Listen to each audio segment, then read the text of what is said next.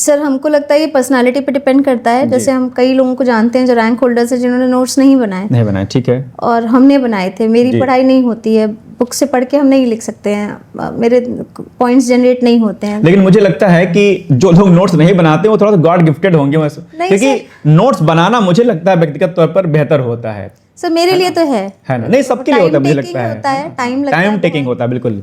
लेकिन कई बार दिक्कत होती है कि नोट्स बनाने में बहुत टाइम जाता है, तो हम तो रात में 3-3 बजे तक बैठ के नोट्स बनाते थे।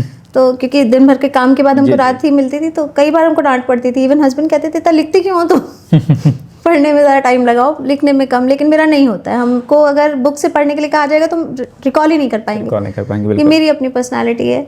तो हम तो हर चीज़ के नोट्स बनाते हैं। हमने मेंस के भी जीएस वाइज सारे नोट्स बना रखे हैं, और अभी भी अगर हमको देना हो तो हम अपने ही नोट्स को रेफर करेंगे। मुझे लगता है कि नोट्स बनाते सभी लोग हैं, लेकिन जब सिलेक्ट हो जाते हैं तो कुछ लोग छिपा लेते हैं कि नहीं नोट्स नहीं बनाया था मैंने, है ना सर? हमने तो लेकिन बनाते मोस्टली। देखो मैं व्यक्तिगत तौर पर एज ए टीचर मैं आपसे कहना चाहूंगा कि नोट्स आप लोग जरूर बनाइएगा। श्रुति ने बनाया था, और आप लोग को भी बनाना चाहिए नोट्स बनाने पर क्या होता है कि एक तो आपका हाथ चलता रहता है, क्योंकि भाई आपको मुख्य परीक्षा देनी है, वहां पर आपको 20 क्वेश्चन लिखने हैं, फिर थोड़ी देर बाद फिर से 20 क्वेश्चन लिखना है, लगातार 3-4 दिन परीक्षाएं भी चलती हैं। तो जब तक आप लिखेंगे नहीं, प्रैक्टिस नहीं करेंगे, तो फिर वो बात नहीं आ पाएगी। सिर्फ पढ़ने से सिविल सर्विसेज नहीं क्रैक हो सकता है, चाहे बात हम स्टेट पीसीएस की करते हो या फिर हम यूपीएससी की करते हो, ये बात महत्वपूर्ण है।